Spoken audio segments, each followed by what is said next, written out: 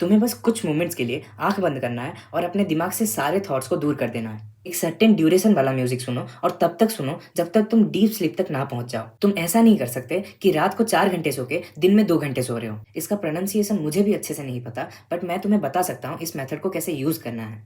इस मेथड को यूज करते वक्त तुम्हें कुछ क्यूज जैसे कि म्यूजिक लगा देना है। फोर्थ मेथड जो हमारे ब्रेन के लिए सबसे ज्यादा जरूरी होता है वो है तुम्हारे स्कूल, कॉलेज और कोचिंग इंस्टीट्यूट में तुम्हें कुछ ऐसे बच्चे दिख ही जाते होंगे जिनका दिमाग बहुत ज़्यादा स्ट्रांग होता है। उनका फोकस और कंसंट्रेशन पावर इतना अच्छा होता है कि उनको एक चीज़ एक बार बता दो तो वो लॉन्ग टर्म तक उस चीज़ को याद रखते हैं। और इन बच्चों को देखने के बाद हमें ऐसा लगता है कि हम ऐसा माइंड कभी भी डेवलप नहीं कर सकते। पर क्या होगा अगर मैं तुम्हें ये बता दूं कि कुछ सिंपल स्टेप्स और मेथड फॉलो करके तुम सेम टू सेम कॉन्सेंट्रेशन और फोकस डेवलप कर सकते हो।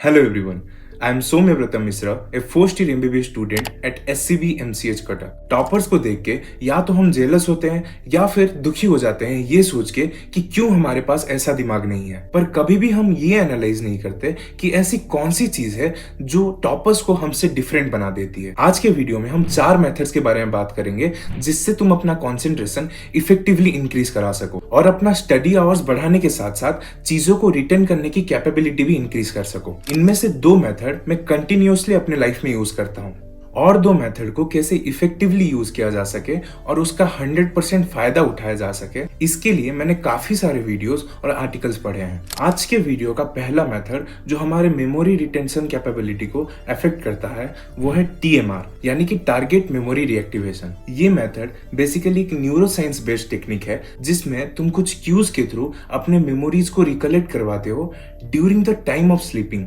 ये एक मेथड है जो पर्सनली मैं अपने प्रिपरेशन के टाइम फॉलो करता था, पर मुझे इसका नाम नहीं पता था। तो चलो अब बताता हूँ कैसे इस मेथड को यूज करते हैं। इस मेथड को यूज करते वक्त तुम्हें कुछ क्यूज जैसे कि म्यूजिक लगा देना है। एक एग्जांपल से समझते हैं। ये समझो कि तुम फिजिक्स का कोई एक टॉपिक पढ़ रहे हो और पढ़ते टाइम तुमने ईयरफोन्स लगा लिया और एक सूदिंग म्यूजिक प्ले कर दिया। इसके बाद जब तुम्हारा टॉपिक खत्म हो जाएगा और तुम रात में सोने जाओगे सो वही सेम म्यूजिक तुम फिर से प्ले करोगे। इससे ये होगा कि तुम्हारा ब्रेन उस म्यूजिक से रिलेटेड जितनी भी मेमोरीज है उसको रिकलेक्ट करेगा एंड उसको प्रोसेस कराएगा, जिसकी वजह से तुम सबकॉन्शियसली कॉन्सेप्ट रिवाइज कर रहे होगे। इस मेथड को फॉलो करने में कुछ कॉशंस भी होते हैं जिसको मुझे बताना बहुत जरूरी है। कभी भी जो म्यूजिक प्ले कर रहे हो वो लाउड म्यूजिक नहीं होना चाहिए। म्यूजिक का वॉल्यूम 20 से 30% होना चाहिए। अगर ज्यादा दे दोगे तो पढ़ाई से ज्यादा तुम्हारा कंसंट्रेशन म्यूजिक की तरफ चला जाएगा। रात में जब तुम सोते वक्त भी म्यूजिक प्ले करोगे तब भी तो उसका साउंड बहुत ज्यादा कम होना चाहिए। पर ये याद रखना कि रात भर वो म्यूजिक तुम्हारे कान में प्ले नहीं होना चाहिए। एक सर्टेन ड्यूरेशन वाला म्यूजिक सुनो और तब तक सुनो जब तक तुम डीप स्लीप तक ना पहुंच जाओ। ऐसे बहुत सारे एप्स भी अवेलेबल हो गए हैं जो डीप स्लीप को डिटेक्ट कर देते हैं, तो वो तुम यूज कर सकते हो। और एक मेजर गलती जो स्टूडेंट्स इस मेथड में फॉलो करते हैं वो है वो म्यूजिक की जगह पढ़ते वक्त सॉन्ग सुनते हैं। सॉन्ग का मतलब जिसमें लिरिक्स प्रेजेंट होता है। पढ़ते वक्त सॉन्ग सुनने का डीमेरिट यही होता है कि तुम्हारे पढ़ने वाले वर्ड्स और लिरिकल वर्ड्स दोनों ओवरलैप कर जाते हैं, जिसकी वजह से तुम्हारा ब्रेन प्रॉपर इंफॉर्मेशन को कंज्यूम नहीं कर पाता और तुम्हारी मेमोरी वीक होती जाती है। इसीलिए पढ़ते वक्त सॉन्ग से ज्यादा म्यूजिक को ज्यादा प्रीफर करो। अब बात करते हैं तुम कैसे कैसे म्यूजिक सुन सकते हो। म्यूजिक के अंदर भी तुम नेचर साउंड और बाइनोरल साउंड ज्यादा फॉलो कर सकते हो। दूसरा मेथड जो हमारे फोकस और कंसंट्रेशन को इंक्रीज कराता है वो है फोकस्ड बूस्ट। इस मेथड में एक टेबल का यूज किया जाता है जिसको स्कूल्ड टेबल बोला जाता है। इसका प्रोनाउंसिएशन मुझे भी अच्छे से नहीं पता, बट मैं तुम्हें बता सकता हूँ इस मेथड को कैसे यूज करना है। इस टेबल में 1 से लेके 25 तक बहुत सारे नंबर्स लिखे रहते हैं। तुम्हें बस एक सेंटर का नंबर पकड़ना है और उस पे ही फोकस करके तुम्हें सारे नंबर्स आइडेंटिफाई करने हैं। चलो एक एग्जांपल देता हूँ। मैं तुम्हें अभी एक टेबल देने वाला हूँ जिसके सेंटर में 22 नंबर लिखा हुआ है। तुम बस उसी नंबर पे फोकस करना एंड हर एक नंबर को आइडेंटिफाई करना without moving your I.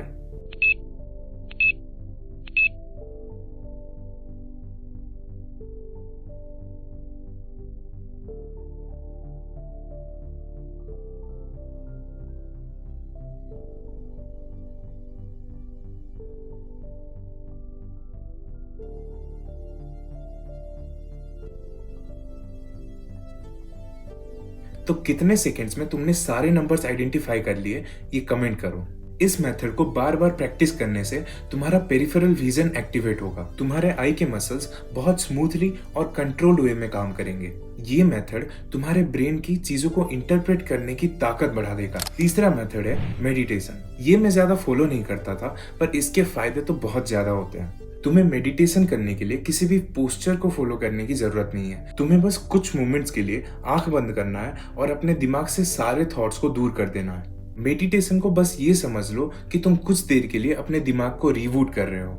Meditation तुम्हारे स्ट्रेस और एंजाइटी को रिड्यूस कराता है और फोकस कंसंट्रेशन को इंक्रीज कराता है। मेडिटेशन तुम्हें वो पावर प्रोवाइड कराता है जिससे तुम टफ से टफ सिचुएशन को आराम से फेस कर सकते हो। फोर्थ मेथड जो हमारे ब्रेन के लिए सबसे ज्यादा जरूरी होता है वो है नींद। हमें लगता है ब्रेन तो हाईली डेवलप्ड ऑर्गन है, उसको नींद की क्या जरूरत, पर नींद की सबसे ज्यादा जरूरत ब्रेन को होती है, क्योंकि इसी टाइम ब्रेन खुद को रिवायर करता है, पुरानी मेमोरीज को रिकलेक्ट करता है, उनको प्रोसेस करवाता है और न्यू मेमोरीज फॉर्म करता है। इसीलिए हमारे ब्रेन को कंटिन्यूअसली 6 घंटे की नींद चाहिए ही होती है। तुम ऐसा नहीं कर सकते कि रात को 4 घंटे सो के दिन में 2 घंटे सो रहे हो। इससे तुम नींद का मेजर बेनिफिट उठा ही नहीं पाओगे। इसीलिए अपने ब्रेन को रिवायर कराने के लिए मैक्सिमम 8 घंटे की नींद और मिनिमम 6 घंटे की नींद लिया करो। सो यही थे कुछ टॉपिक्स जिससे तुम अपना फोकस और कॉन्सेंट्रेशन इफेक्टिवली इंक्रीज कर सको। हेलो एवरीवन, बहुत दिन से वीडियो नहीं बना पा रहे थे, सॉरी फॉर दैट, बट मेरे कॉलेज में एग्ज़ाम चल रहे थे, इसीलिए बस मैं वीडियो नहीं बना पा रहा था। मुझे यहाँ पे बस एक छोटा सा अपडेट देना है। तुम्हें पता ही होगा कि नीट का रिज़ल्ट आने ही वाला है। सो इस बार जिन लोगों का सिलेक्शन नहीं होगा उनमें से कुछ लोग ड्रॉप ले लेंगे, कुछ लोग ड्रॉप नहीं लेंगे, कोई और कैरियर चूज़ कर लेंगे, और कुछ लोग कन्फ्यूज्ड रह जाएंगे। उन कन्फ्यूज्ड लोगों के लिए मैंने एक शॉर्ट फिल्म बनाया था बहुत दिन पहले। उसका नाम था हु विल विन, है ना। तो मैं चाहता हूँ जो लोग कन्फ्यूज्ड हैं वो वाला वीडियो देखें। और हाँ, ये वाला वीडियो उन लोगों को इन्फ्लुएंस नहीं करता जो इनका 3rd, 4th, 5th, 6th ऐसा ड्रॉप था। मैं उन लोगों को इन्फ्लुएंस करना ही नहीं चाहता अभी। वो उन पे डिपेंड करता है वो ड्रॉप लेंगे या नहीं। बट मेरे प्रेफरेंस सेट है कि 4th, 5th ड्रॉप इतना ज़्यादा नीट के लिए नहीं लेना चाहिए।